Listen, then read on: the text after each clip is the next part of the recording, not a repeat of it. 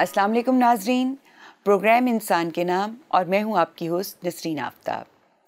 नाजरीन, आज हम एक मुख्तलिफ लेकिन गौर तलब मसले के बारे में बात करने जा रहे हैं। स्टूडियो में हमारे साथ तशरीफ़ रखते हैं रफ़ी मुफ्ती साहब। सर, गौर करना या डीप थिंकिंग ये क्या है? क्या सोचना और गौर करना एक ही अमल है? गौर करना जो है ना, इसके वजह से अगर देखें तो इंसान और हैवान में जो फ़र्क है ना, वो यही फ़र्क है कि इंसान ऐसी मखलूक है जो गौर व फिक्र करती है और हैवानात के अंदर गौर व फिक्र नहीं पाया जाता। ये एक सिफ़त है जो इंसान को दी गई है। गौर व फिक्र करना और सोचना एक ही अमल है या नहीं, जैसे आपने सवाल किया है, तो सोचना यूँ समझ लें कि एक आम बात है और गौर करना ज़रा वही अमल जो है उसको डीपली इख्तियार करना, गहराई से सोचा तो हम कहेंगे आपने गौर किया इसके ऊपर। सर, हमारे यहाँ आम तौर पर ये देखा जाता है कि गौर करना अवॉइड किया जाता है, यानी ऐसा लगता है जैसे गौर करना एक मुश्किल काम है। तो इसकी क्या वजह है? गौर करना एक तो फितरी चीज़ है, ये तो सभी करते ही हैं, लेकिन गालिबन जिस गौर की तरफ आपका सवाल कन्वे हो रहा है वो ये है कि हक़ाइक़ के हवाले से इंसान गौर करने से घबराता है। इंसान इस दुनिया में जिस इम्तहान में मुब्तला है वो इम्तहान ये है कि हकीकतें उसे मजबूर करती हैं कि वो उनको मलहूज़ रख कर अपनी ज़िंदगी का लाहे अमल बनाए, चाहे किसी छोटे पॉइंट पर हो या एक पूरा लाहे अमल ज़िंदगी का बनाए, हक़ाइक़ को मलहूज़ रखते हुए। हक़ाइक़ को जब मलहूज़ रखा जाता है तो इंसान की ख्वाहिशात पर ज़द पड़ती है। इंसान की ख्वाहिशात पर ज़द पड़े तो जो वो चाहता है, यानी उसकी चाहतों पर ज़द पड़ती है। चाहते उसे उस तरीके से जैसे उसकी तमन्ना हो कि पूरी हों, उस तरह पूरी नहीं हो सकती। इसकी मैं मिसाल इस तरह से दूंगा कि अगर ये देखा जाए कि इंसान मसलन दौलत चाहता है तो उसे जहाँ भी दौलत मिले, जितनी भी दौलत मिले, क्यों ना हासिल करे। ख्वाहिश तो कहती है हासिल करो, लेकिन कुछ हक़ाइक़ ऐसे हैं कि जिसकी बिना पर वो ऐसा अगर करेगा तो एक खौफ महसूस करेगा सोसाइटी की तरफ से भी, और अगर वो खुदा पर ईमान रखता है तो खुदा की तरफ से भी। तो अब ये है कि वो अगर गौर नहीं करेगा, यानी जो शख्स कहेगा कि मैं हलाल और हराम इसका फ़र्क नहीं करूँगा और मैं दौलत की ख्वाहिश रखता हूँ, मैं दौलत हासिल करूँगा, तो ये शख्स जो है इसके लिए सोचना बड़ी तकलीफ़ दे बात है। इसे अगर ये कहा जाए ना कि तुम्हें पुलिस पकड़ लेगी अगर तुमने नाजायज़ तरीके से दौलत हासिल की, अगर तुमने डाका डाला या कोई भी, तो वो कहेगा कि वो बड़ी जल्दी से इसके हल बता देगा, ये कर लेंगे वो कर लेंगे, और इस चीज़ को मसला नहीं बनाएगा, यानी इस पर अपने आप को परेशान नहीं होने देगा। क्योंकि अगर वो परेशान होने दे, है तो ये हकीकत, अगर वो परेशान होने दे तो फिर वो अमल कर नहीं सकता, ख्वाहिश पर ज़द पड़ती है। सर, गोया ऐसा लगता है कि हम मिन हैसुल कौम ज़वाल का शिकार हैं, और इस ज़वाल में मुझे लगता है कि जैसे वजह हमारा सोच समझ से आरी होना, यानी गौर व फिक्र के अमल को अपनी ज़िंदगी में शामिल ना करना है।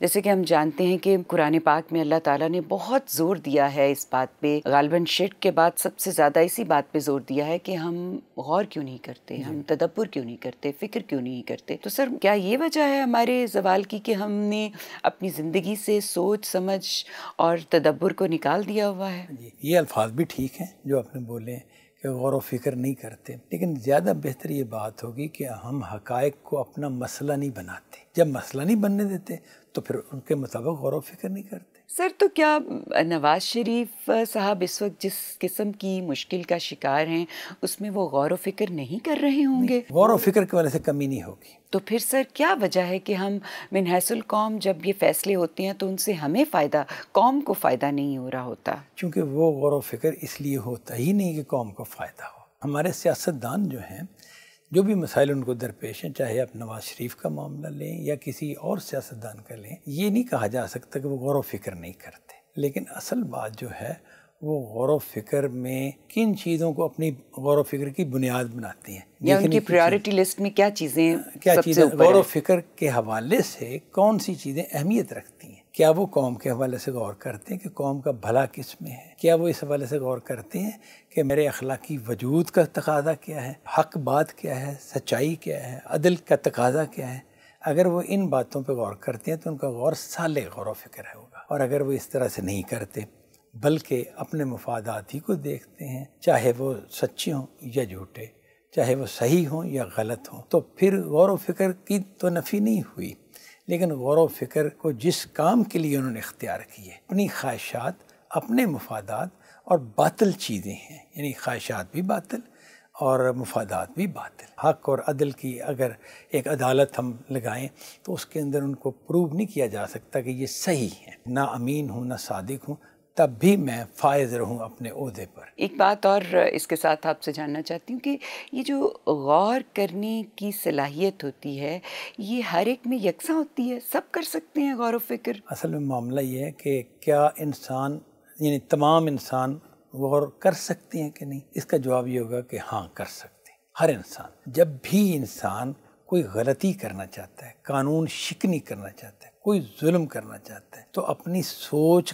کا سوئچ جو ہے اسے آف کر دیتا ہے، کیونکہ سوچ کا سوئچ جو ہے نا وہ کام ہی یہ کرتا ہے کہ حقائق کی طرف انسان کی توجہ دلاتا ہے۔ وہ کہتا ہے کہ نہیں، حقائق اگر میرا مسئلہ ہوں گے تو پھر خواہش میری جو وہ ماری جائے گی، تو اب وہ حقائق سے ہٹ کر یعنی غور و فکر کو حقائق کے زاویے سے بند کر دیتا ہے اور خواہش کے پہلو سے جاری کر دیتا ہے کہ میری خواہش کیسے پوری ہوگی، چاہے ظلم ہو، چاہے وہ خلاف عدل ہو، چاہے وہ بدی ہو، کچھ بھی ہو، تو مجھے یہ پوری کرنی ہے۔ جی سر، اس حوالے سے میں ایک بات اور آپ سے جاننا چاہتی ہوں کہ دین ہمیں اس سلسلے میں کیا رہنمائی کرتا ہے؟ قرآن مجید میں تو بے شمار آیتیں ہیں جو انسان کو غور و فکر کی طرف توجہ دلاتی ہیں۔ قرآن مجید کی 2 آیتیں میں اس حوالے سے پیش کر سکتا ہوں، ایسے بے شمار آیتیں ہیں، سورہ ملک کی ہیں، تو اس میں یہ بتایا گیا ہے کہ کفار جو ہیں وہ یہ کہیں گے کہ اگر ہم نبی کی بات دھیان سے سنتے یا عقل سے کام لیتے تو ہم دوزخ والوں میں سے نہ ہوتے۔